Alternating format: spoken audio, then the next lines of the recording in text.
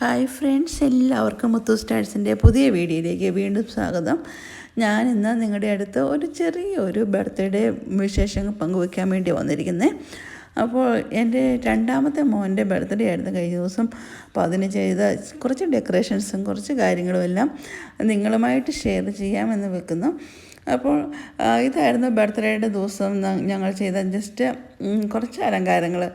ഒരു വലിയ ബലൂൺ മേടിച്ച് വെച്ചു, പിന്നെ ചുറ്റും കുറച്ച് ബലൂൺസും ലൈറ്റും ഒക്കെ ഇട്ടു.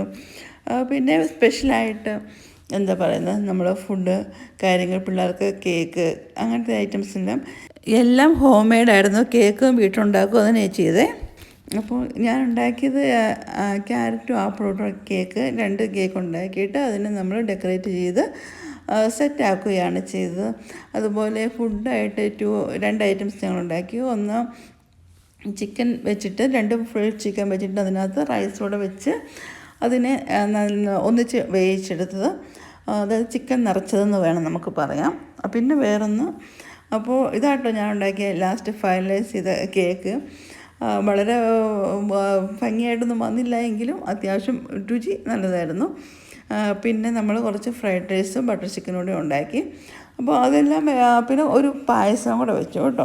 പായസം പറയാൻ പറ്റില്ല, റൈസ് പുഡിങ്ങായിട്ട് വെച്ചു. അപ്പോൾ എല്ലാവരും അത് കേക്കൊക്കെ മുറിച്ചു, പിള്ളേരെല്ലാം ഹാപ്പിയായി, കുറച്ച് ഫോട്ടോസൊക്കെ എടുത്തു. പിന്നെ എല്ലാവരും വളരെ ഹാപ്പിയായി. പിന്നെ അവർ ഗിഫ്റ്റൊക്കെ പൊട്ടിച്ച് അവരുടെ പിള്ളേരെല്ലാം അതിൻ്റെ പുറകെ പോയി. അങ്ങനെ അന്നത്തെ ദിവസം കഴിഞ്ഞു. അപ്പോൾ ഈ ചെറിയ വീഡിയോ നിങ്ങൾക്കെല്ലാം ഇഷ്ടപ്പെട്ടു എന്ന് കരുതുന്നു.